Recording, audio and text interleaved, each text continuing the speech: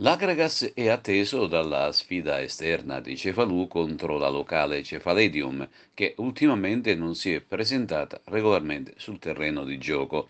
La scorsa domenica, infatti, la giovane compagine palermitana, non riuscendo a raggiungere il numero sufficiente per affrontare il Dattilo, ha deciso di rinunciare.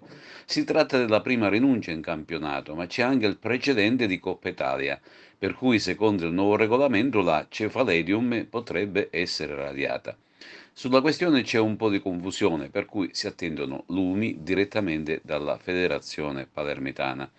Ritornando in casa Agregas, questa settimana il giudice sportivo ha squalificato per una giornata il difensore Procida in diffida ed ha munito contro il Canicattì, mentre è stato fermato sino al prossimo 25 marzo il DS Ernesto Russello, non iscritto regolarmente in distinta.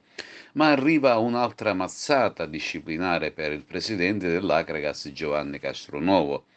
Ai 3 mesi inflitti in stagione con l'Acregas per un diverbio avuto con l'arbitro della gara e il signor Lipari di Trapani, si aggiunge quella ben più pesante di 15 mesi, oltre 500 euro di ammenda, inflitta dal Tribunale federale territoriale e relativa alla scorsa stagione, quando lo stesso ricopriva la carica di presidente della società Parmonval.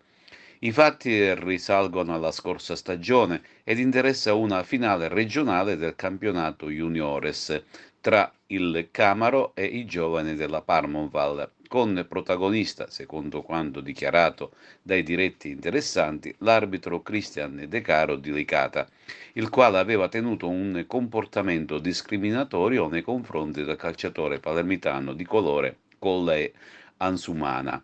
Il maltorto di Castronovo è quello di avere presentato e sottoscritto la querela del Colley nei confronti del Decaro senza avere ottenuto la prescritta autorizzazione dal Consiglio federale.